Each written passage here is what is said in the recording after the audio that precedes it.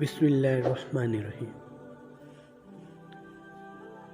آقا دو جہاں محبوب کبریا جناب محمد رسول اللہ علیہ وسلم کی معطر و منور بابرکت حیات طیبہ کا تذکرہ، پیدائش سے پہلے کے احوال سے لے کر دنیا فانی سے کوچ کرنے تک کے واقعات بالتفصیل اور سیرت کی تعلیمات کا مستند تذکرہ خود بھی عمل کی نیت سے سنیے اور اپنے دوست احباب عزیز و اقارب کے ساتھ بھی شیئر کیجیے۔ سیرت کے پیغام کو عام کیجیے، سنت رسول صلی اللہ علیہ وسلم کا حیا کیجیے، نبی صلی اللہ علیہ وسلم سے اپنی واہیانہ عقیدت و محبت کا ثبوت دیجیے۔ یہ عام و فہم مقبول ترین سلسلہ بنیادی طور پر مندرجہ ذیل کتابوں سے اخذ کردہ ہے۔ سیرت النبی علامہ شبلی نعمانی کی کتاب سے، سیرت المصطفیٰ مولانا محمد ادریس کندہلوی رحمۃ اللہ علیہ کی کتاب سے، الرحیق المختوم مولانا صفی الرحمن مبارک پوری کی کتاب سے۔ اس سلسلہ کی کل اقساط 625 ہیں۔ امید ہے آپ کو ہماری یہ کاوش پسند آئے گی۔ انشاءاللہ آپ تمام دوستوں سے گزارش ہے کہ سلسلہ سیرت النبی صلی اللہ علیہ وسلم کو اپنی فیملی اور دوست اور تمام حلقوں میں عام کریں، تاکہ ہم اپنی زندگی اللہ تعالیٰ کے احکام اور حضور اکرم صلی اللہ علیہ وسلم کے طریقوں پر گزاریں۔ سیرت النبی کی پہلی قسط سے شروع کرتے ہیں۔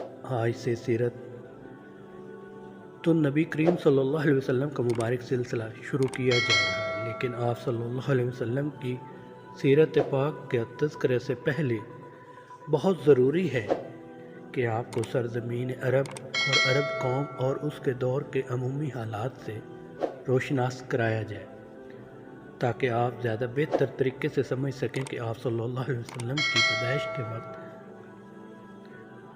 عرب اور دنیا کے حالات کیسے تھے۔ سرزمین عرب اور قوم عرب کا مختصر سا جائزہ۔ ملک عرب ایک جزیرہ نما ہے جس کے جنوب میں بحیرہ عرب، مشرق میں خلیج فارس، بحیرہ عمان، مغرب میں بحیرہ قلزم، تین اطراف سے پانی میں گرے اس ملک کے شمال میں ملک شام واقع ہے۔ مجموعی طور پر اس ملک کا اکثر حصہ ریگستانوں اور غیر آباد بے آب و گیاں وادیوں پر مشتمل ہے، جبکہ چند علاقے اپنی سرسبزی اور شادابی کے لیے بھی مشہور ہیں۔ طبعی لحاظ سے اس ملک کے 5 حصے۔ یمن جزیرہ عرب کا سب سے زرخیز علاقہ رہا، جس کو پرامن ہونے کی وجہ سے یہ نام دیا گیا۔ آب و ہوا معتدل ہے اور اس کے پہاڑوں کے درمیان وسیع و شاداب وادیاں ہیں، جہاں پھل و سبزیاں باکثرت پیدا ہوتے ہیں۔ قوم سبا کا مسکن عرب کا یہی علاقہ تھا، جس نے آبپاشی کے لیے بہت سے بند یعنی ڈیم بنائے، جن میں معرب نام کا مشہور بند بھی تھا۔ اس قوم کی نافرمانی کی وجہ سے جب ان پر عذاب آیا تو یہی بند ٹوٹ گیا اور ایک عظیم سیلاب آیا، جس کی وجہ سے قوم سبا عرب کے طول و عرض میں منتشر ہو گئی۔ حجاز۔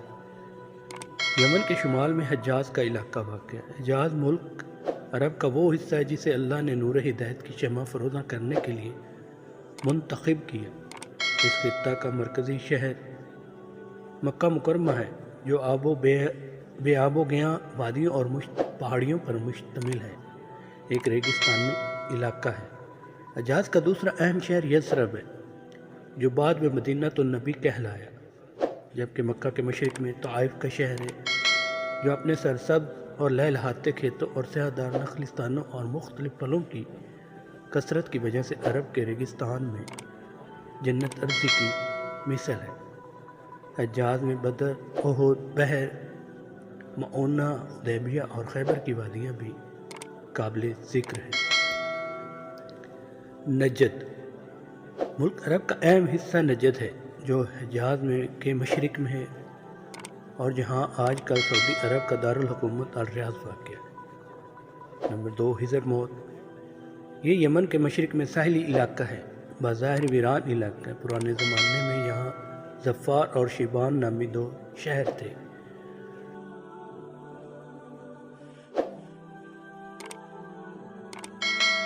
مشرقی ساحلی علاقے، ان میں عمان الحصا اور بحرین کے علاقے شامل ہیں۔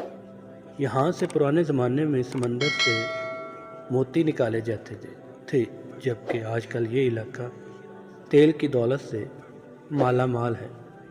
وادی سینا حجاز کے شمال مشرق میں خلیج سویز اور خلیج ایلا کے درمیان وادی سینا کا علاقہ ہے، جہاں قوم موسیٰ علیہ السلام 40 سال تک صحرائے نہروردی کرتی رہی۔ طور سینا بھی یہیں واقع ہے، جہاں حضرت موسیٰ علیہ السلام کو تورات کی تجلیاں دی گئیں۔ یہاں ایک چیز ذہن میں رکھنے والی ہے کہ اصل ملک عرب میں آج کل سعودی عرب، یمن، بحرین، عمان کا علاقہ شامل تھا، جبکہ شام، عراق اور مصر جیسے ممالک بعد میں فتح ہوئے اور عرب کی ایک کثیر تعداد وہاں نقل مکانی کر کے آباد ہوئی۔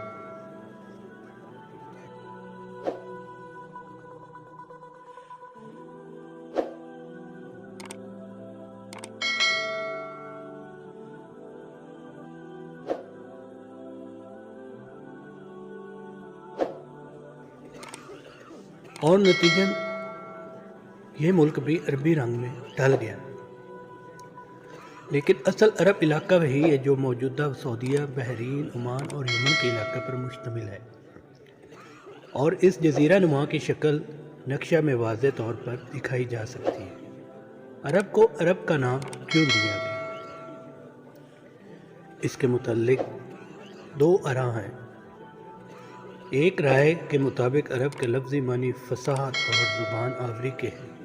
عرب لوگ صفات اور بلاغت کے اعتبار سے دیگر اقوام کو اپنا ہم پلہ اور ہم پایا نہیں سمجھتے تھے، اس لیے اپنے آپ کو عرب یعنی فصیح البیان اور باقی دنیا کو انجب یعنی گونگا کہتے تھے۔